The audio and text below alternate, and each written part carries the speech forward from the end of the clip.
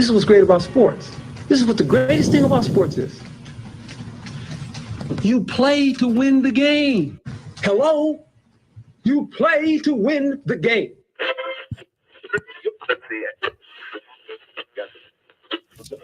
Winning isn't everything, but it's the only thing. In our business, there is no second place. Either you're first or you're last.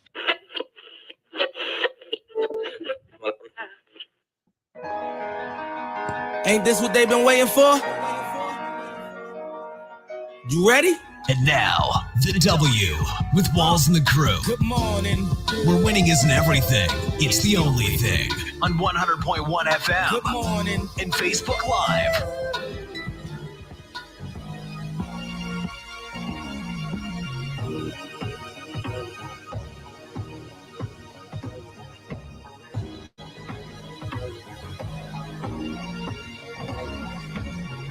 Good morning. Good morning. Right back like we never left. Another Saturday morning with the W Show, talking sports and pop culture. Now, you were just watching some of the clips from Friday. We've been live from Radio Row each and every day. It's been a long week. We came out here. We flew in on Saturday and then drove to the Pro Bowl on Sunday and started Radio Row on Monday morning right here in LA. Good morning, everybody. Good morning. Rise and shine. Yes, sir. Yeah. We got a chance to talk to a lot of people this week.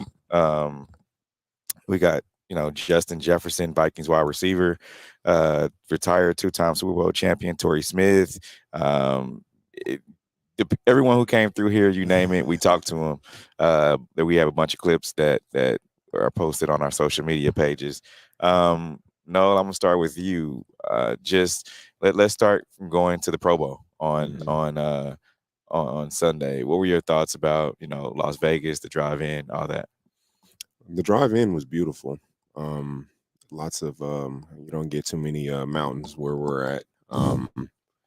That elevation, that was a little something. That was a little something different. Las Vegas itself, it's always crazy in Las Vegas. It always, every time I'm there, it seems like it's a big day or a big night. It's constantly people walking up and down the strip. We were in that new beautiful stadium that they have out there. The Death Star is what they like to call it. But it was dope. It was really dope. That was my first Pro Bowl. The game, again, I know I harped on it, and it wasn't super impressive, but just the atmosphere that was in there. You got the fans, you got all the media. Every team in the NFL was pretty much represented. Well, it seemed like you got a little bit of everything. And then it's just cool to be here and see some of your fellow people in media. Get to chop it up with them for a while. So yeah, I enjoyed myself. Walking around the stadium, what it amounted to be 2 or 3 times was not fun. But those are the things that get your steps deal with. Get your steps in, man. That's exactly what happened. But yeah, it was great, man. I enjoyed it, and I would love to do it again. Now, Jazz, your first Pro Bowl as well, first time in Vegas as well. Just talk about that, and also, the car ride in. Yeah, I want to say the drive-in was probably one of my favorite parts. I remember at one point I looked at Broderick and I was like, I feel like we've been in like 6 different states because the scenery changed so many times. But it was really cool to see coming in. And then, of course, again, my first Pro Bowl also wasn't necessarily a game, but it was still exciting. So it was cool to see the fans being up there in the press box, way high up, looking at you and saying, "Holy cow, we're really up here." That was awesome. And then I didn't have the best of luck at the casino, so I can't say that Vegas was good to me necessarily, but I still enjoyed myself. Q, you've been to Vegas a few times. Your first Pro Bowl. What were your thoughts? I enjoyed it. Just the energy around the Pro Bowl. It's not like there's a home team. So all of the different fans around, we had the guy that was he the Raiders fan? that was like tailgating by himself. Oh yeah, but he had the biggest Solo. sound system out there. Yep. So yeah, that just the energy around the game was a lot more exciting than the game. Yeah. And we understand why the game is how it is at this point in 2022. But just being able to see Allegiant Stadium, Right. the Death Star, and really, the whole weekend seeing two fairly new stadiums. What are they both combined? What about a 2 years open? About 2.5 years. Yeah, like 2.5, That's 3 crazy. years open. So just even being able to see both stadiums was just exciting, and seeing them, with the new energy that they have. Now, I want to dive into the game for a bit because there's been a lot of back and forth on, and no, Adam Garcia, Alvin Kamara did not swing by. Swing by. That's funny. I see what you did there, sir. Yeah, but just diving into the game for a little bit. What were you guys' thoughts? Because there's been some going back and forth on social media, just like, what can they do to improve it? Let's start there, because we see these guys, they're making a lot of money, and if you just look at the Chiefs, you had 5 Chiefs, I believe, that went to the Pro Bowl, and their season just ended last week. So they really haven't had the couple weeks off like these other guys have, like your Dallas Cowboys and your Philadelphia Eagles. But yeah, it's kind of one of those things where these guys are making business decisions. Yeah, it is a business decision. You have your future that you have to. You don't want to.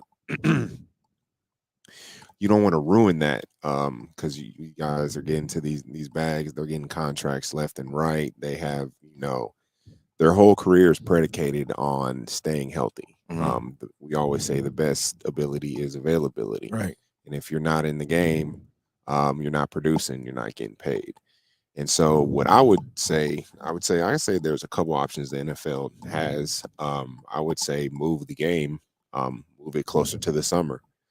Give these guys time to rest. If you want to actually play the game, like if you actually want an actual football game, give these guys, a chance to rest, get their body right, and play the game in the summer. Now, I propose that we just, get rid of the game completely. Just okay. Go to the format that they were doing all week with the games, with the the guys competing in different, football related ways, whether it be Madden, whether it be the most difficult catch competition, the quarterback, where they hit, throw it from a distance, hit it in the net, things of that sort. I would say just go for that and just make it a whole fan experience. Like, let the fans be there for that.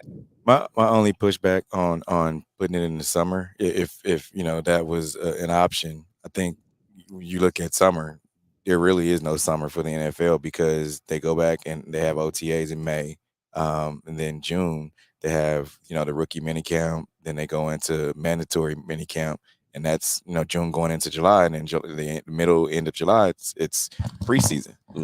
So I think the summertime is kind of out in that aspect, but I do like the week long full of just different events.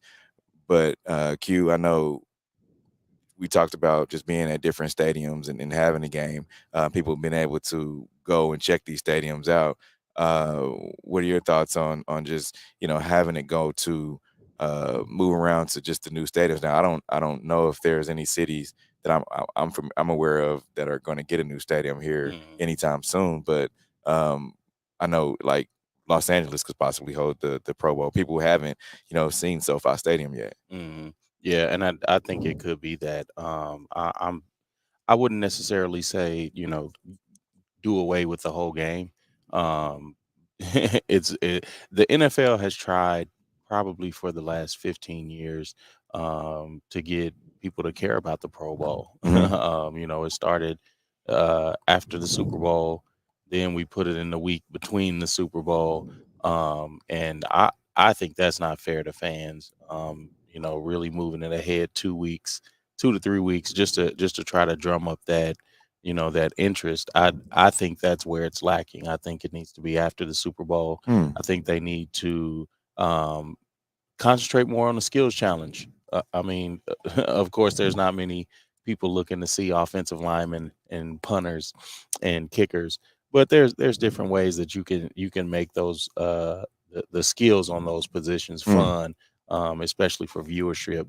But yeah, I definitely think it needs to focus more on just the skills, whether it be quarterbacks, the specialists, and then you have defensive backs as well. I think there's different challenges that you can do within that can make it exciting, and it's not necessarily enjoying the brutality of the game. Yeah, I like that. Now, Jazz, couple things Adam Garcia said on our if you're watching us via Facebook Live, at the W Showcase on Facebook, he says, I think give awards to those selected Pro Bowlers and let the last two teams play for the number one draft pick. Now, I don't know if he means, instead of the Super Bowl, or let the last two teams with the best records, AFC, NFC, instead of, the Super Bowl play for number one draft pick. I mean, I like that. If you win a Super Bowl, you get the number one draft pick. I like that. I think that's a good idea. I definitely think it would make it more. I think he's saying opposite. I think Really? he's saying the two worst teams. Two worst teams. Okay. The two worst teams play for the number one draft pick at the end of the year. I don't know if I want to see the two worst teams in the league play. That's because I've seen somebody propose it. Really? Like, I've seen somebody say, I don't necessarily want to see that either. Yeah, But if you like watching paint dry. yeah, but I think that's what he was referring to. I definitely think it would make it entertaining. I don't know how good of a football. It might be messy football, but Yeah. but I think it would be more entertaining and more competitive just because those teams have something to play for. Yeah, that's true. That's true. I mean, you're going to get the number one draft pick potentially if you win a game. That's to Something me. to play for. That's worth it to me. Mm-hmm. To me. But then when you get the guys that are showing off their skills, I mean, the Pro Bowlers is basically the best guys in the league, and they're showing off their skills, right? Mhm. So if let's just say you're the best tight end in the league, you're selected to the Pro Bowl. They should have some events and skills. The NFL is smart. They have smart enough people in their front office that are able to come up with some different challenges to showcase why a tight end is the best tight end in the league. Mm-hmm. Yeah, and just showcase that throughout the week. Now, we did see some cool stuff within the Super Bowl. I mean, the Pro Bowl game. We saw the wide receiver, Tay Diggs.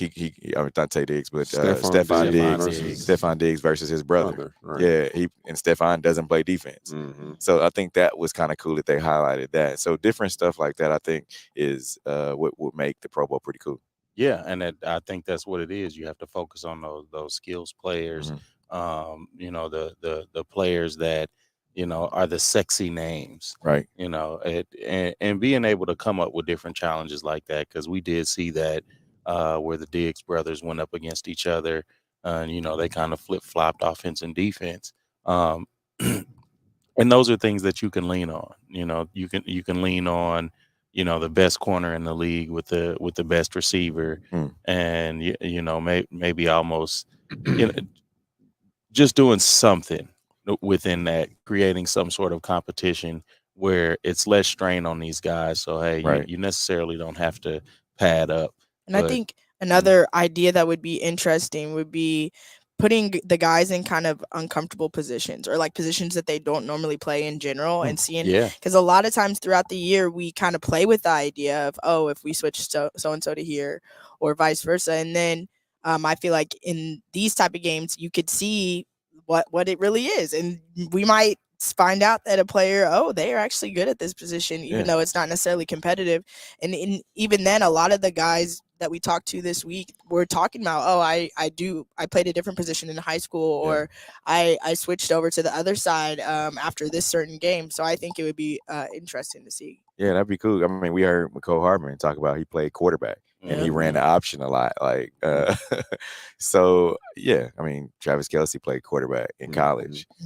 So I think that'd be dope.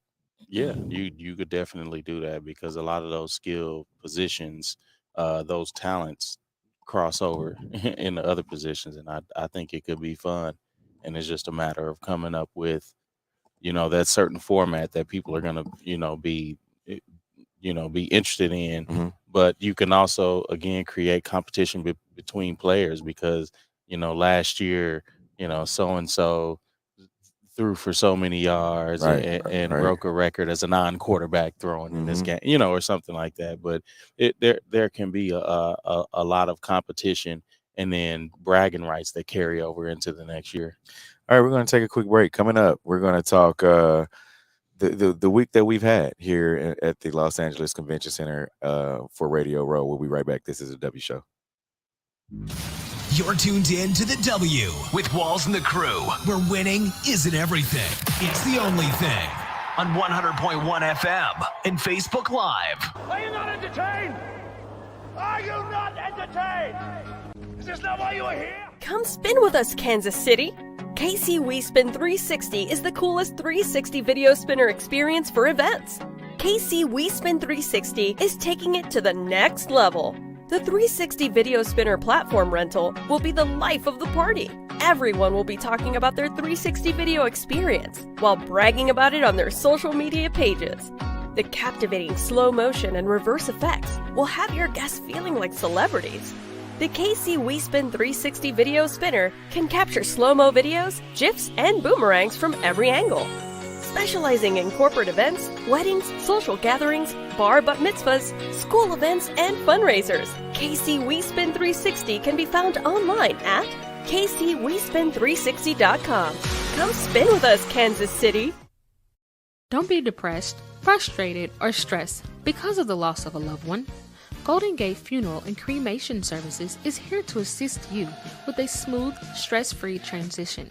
It doesn't matter how your loved one transitioned, we will offer you a memorable celebration to your liking.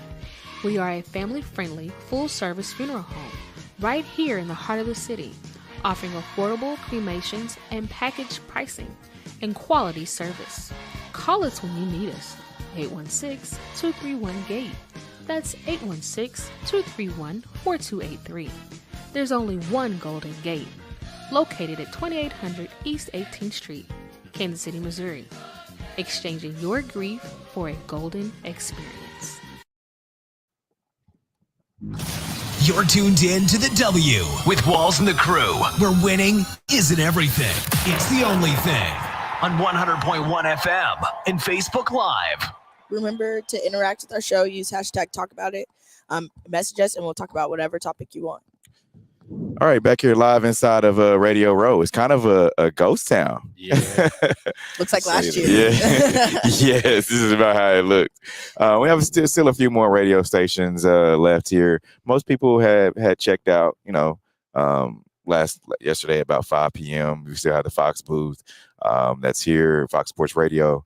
Also have Sleep Number, FanDuel still here. Old Spice. If you guys need some Old Spice deodorant, come on, swing on through the Los Angeles Convention Center. I'm pretty sure you can get bundles and boxes of deodorant. But we want to shout out to our sponsors that provided, a marketing budget for our trip out here to LA. Gates Barbecue, KC WeSpin 360, Studio Plush, Golden Gate Funeral and Cremation Services, Dillard Zona Rosa, Soiree Steak and Oyster House, Midway Auto, The Soul of Santa, Bay Nas, Browse and Stockman Law Firm, also the Negro Leagues Baseball Museum, located down on 18th and Vine. Now, I want to dive into this week. We had a lot of guests come through Radio Row. Q, I want to start with you as far as who were some of the people that you expected to see, some of the people that you saw, and then we'll also talk about some of the people that we talked to. Yeah. A lot of the former and current players that we talk to, it's always interesting for me to talk to those to the different guys that have played and are currently playing, just to see the differences in the league and how, where the league is going. But then also like talking to McCole about how he digested the playbook, for the Chiefs, and then being able to how he broke it down, that helped him understand it. Right. And then seeing the different players like the Vikings wide receiver we talked to yesterday, just about how he's like, I came in and learned every position on in the That was what, in the KJ? offense. Yeah. But just being able to learn the different positions in the wide receivers, the X, Y, and Z positions, but being able to digest all of those plays, but then also them talking about how KJ talked about how his prep school really got him prepared for college and the NFL. And just seeing how early these guys really sharpen their minds. So that's always what sticks out to me is being able to speak to those players and not necessarily pick their brains about the game, but talk about them as people as well. Right. Because a lot of the NFL really doesn't focus on the players as humans. We focus on their talent and how extraordinary they are, but then we don't talk about how normal they are with day-to-day life, with family, with kids and things like that. But then also talking to former players about their transition out of the game and into other professional fields, and being able to do that, because you see that although they make these large salaries and large lump sums of money, they're still just trying to figure out life, right, and also figure out finances and family. So to just see them humanized a lot more, and see their struggles more than just, oh, you're this wealthy guy from playing the game, and that's what I always look forward to, especially with Radio Row. Now, Jazz, last year we did a lot of stuff that was virtual. A lot of our interviews and talking to people, even though we were live in Tampa, it was still all virtual. Now, when you came into the convention center, first, I want to start there. It's like, what was going through your mind when you saw all of the tables, the hundreds of tables that are inside of this convention center? I definitely a complete 180 from last year.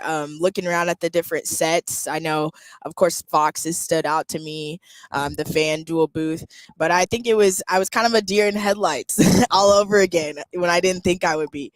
Seeing all the tables was a little bit intimidating, but I still felt comfortable in a way, but it was definitely a different experience and initiative from last year. Now, as far as the players go, and not only players, but just celebrities that have come through, was there anybody that you expected to see, and who did you like the best?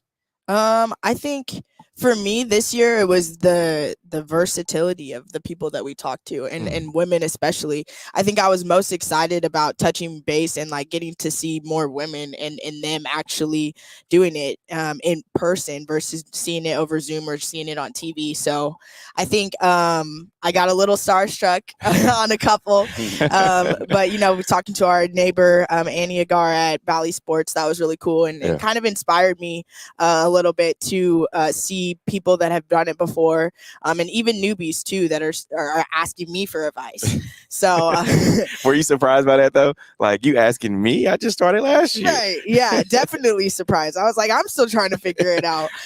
But it was I definitely learned a lot going from last year to this year. No. I mean, you're kind of a veteran at this now. We've been at it for Miami, then Tampa, now Los Angeles. Anybody that you kind of hope to see an interview, and then who was your most favorite interview? Who I'd hope to see, I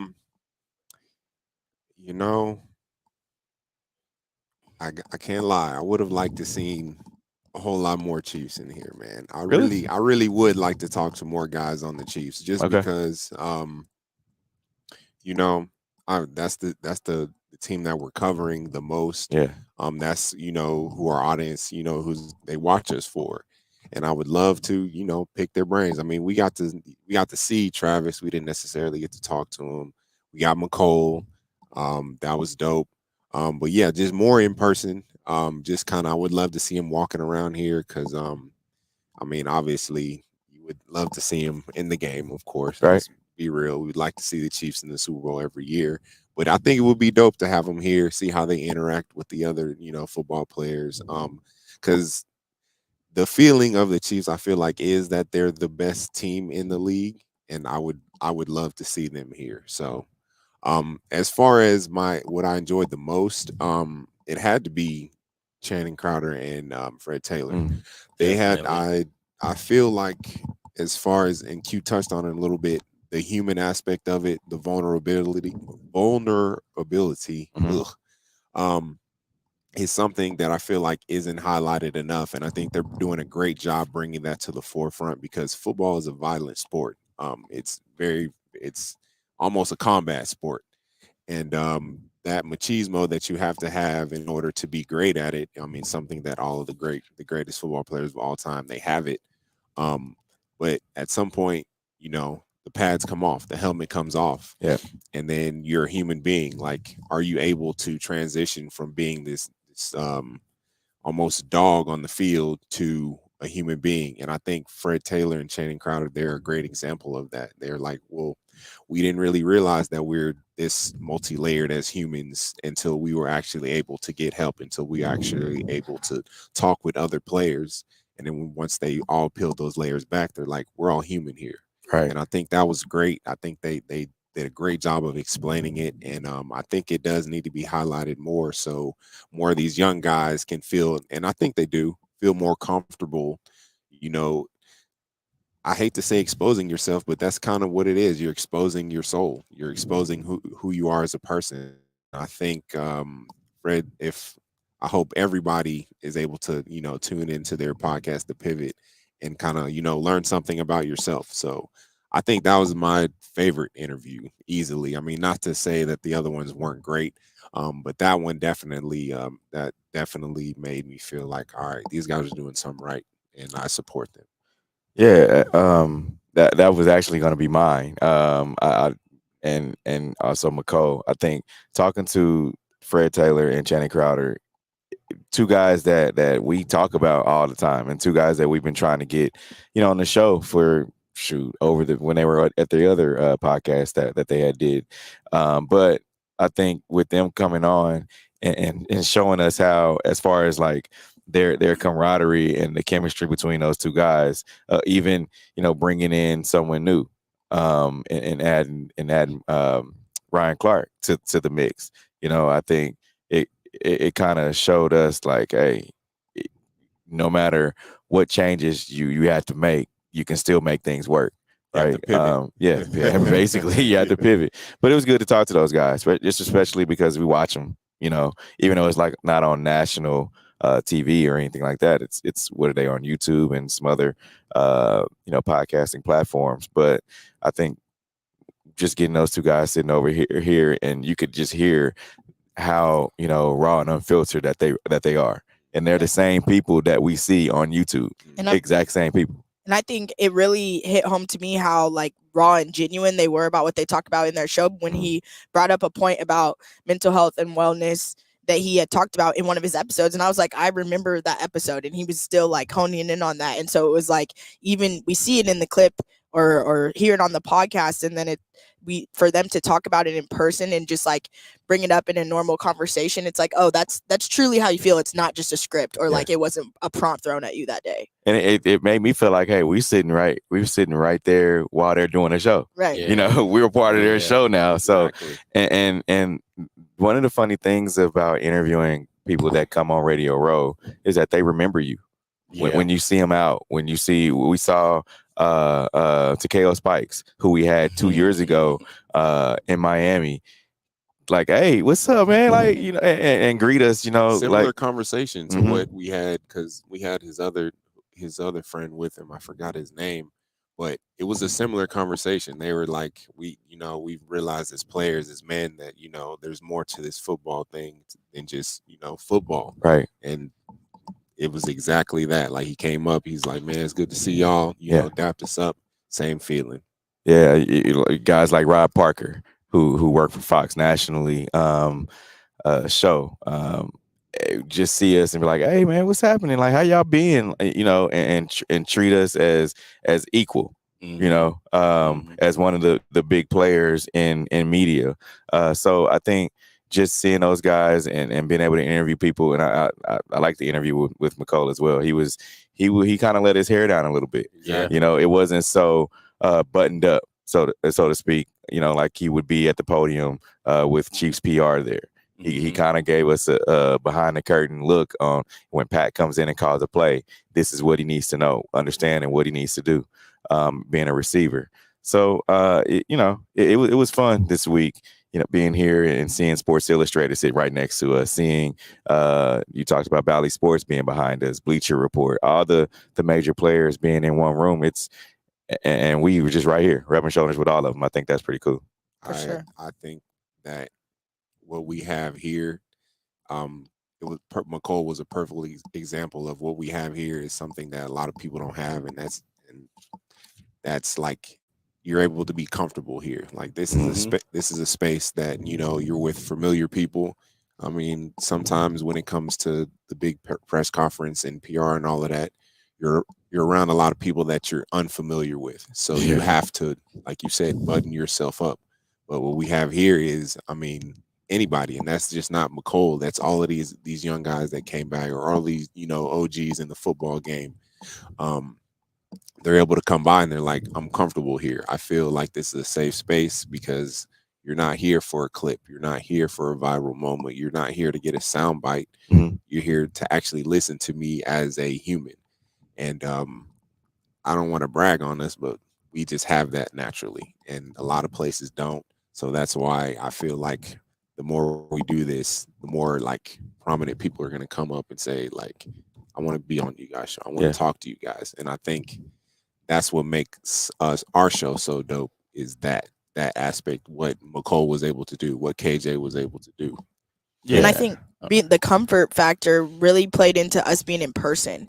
Like last year, I felt like it was still, you could still ask whatever you wanted, or you could still kind of go in on a topic, but being like sitting here in person with everybody, being able to laugh and smile in people's faces breaks down those barriers. It makes people feel comfortable to talk about stuff outside of football or outside of being so professional, like throwing questions about favorite shoes and being able to look at you and be like, I see what you got on. You know, it breaks those walls down. It makes people want to be open and more vibrant.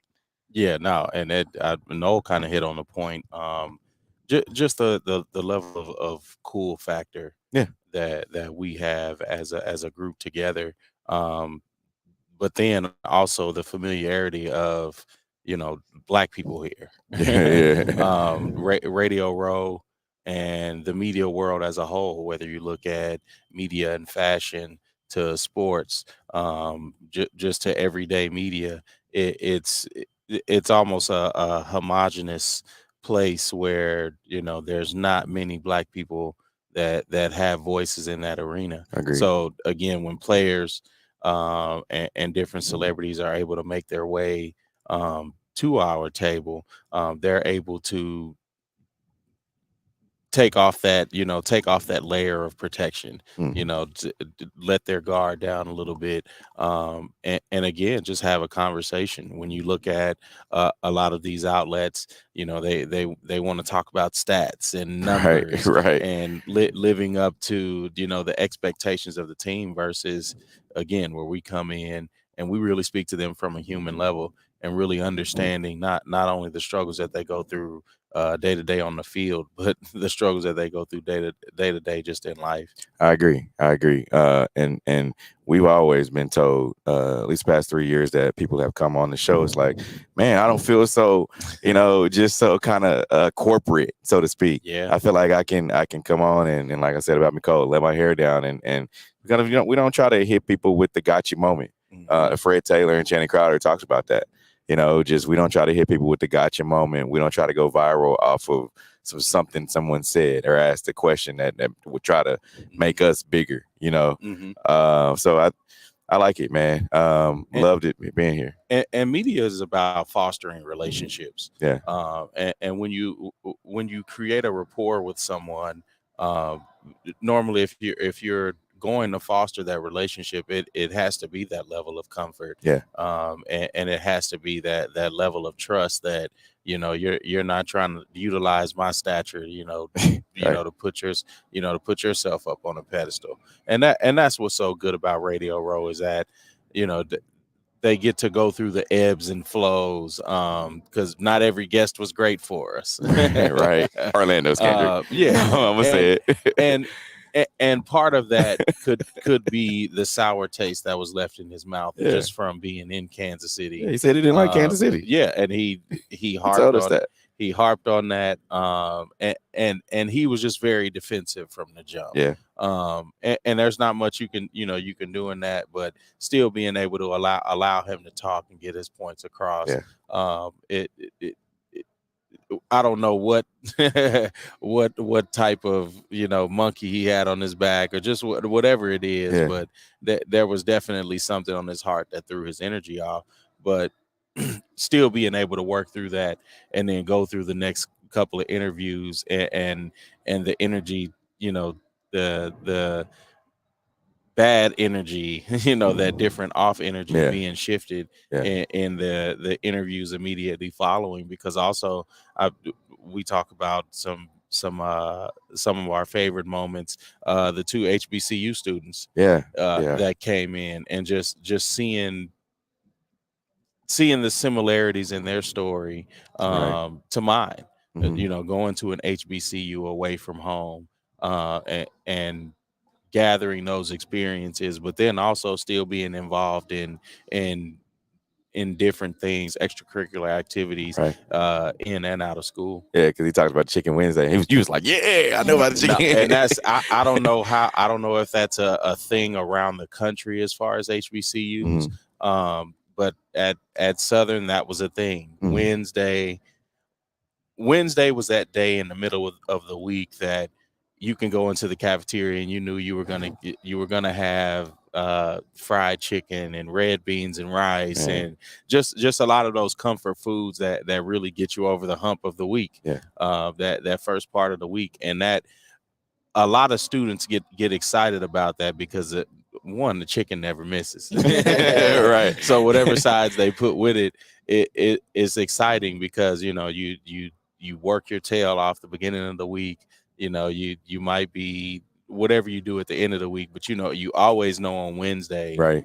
You're going in Chicken Wednesday in the cafeteria, fried chicken coming, and it's usually a good social time too. Right. When you look at breaking bread with other students on campus, it's just a different time to be able to network and really get to know people again outside of your comfort zone.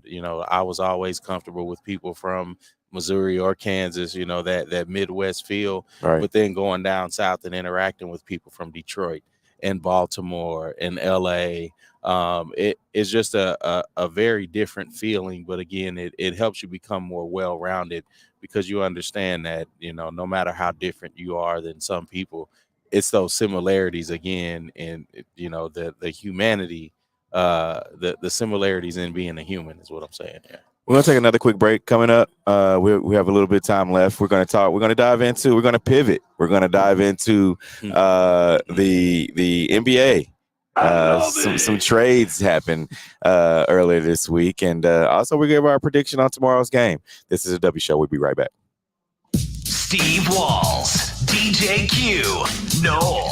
This is the W on 100.1 FM and Facebook Live. Are you not entertained? Are you not entertained? Is this not why you are here? Come spin with us, Kansas City. KC WeSpin 360 is the coolest 360 video spinner experience for events. KC WeSpin 360 is taking it to the next level. The 360 video spinner platform rental will be the life of the party. Everyone will be talking about their 360 video experience while bragging about it on their social media pages. The captivating slow motion and reverse effects will have your guests feeling like celebrities. The KC WeSpin 360 video spinner can capture slow-mo videos, GIFs, and boomerangs from every angle. Specializing in corporate events, weddings, social gatherings, bar bat mitzvahs, school events, and fundraisers, KC WeSpin 360 can be found online at KCWeSpin360.com. Go spin with us, Kansas City. Don't be depressed, frustrated, or stressed because of the loss of a loved one. Golden Gate Funeral and Cremation Services is here to assist you with a smooth, stress-free transition. It doesn't matter how your loved one transitioned, we will offer you a memorable celebration to your liking.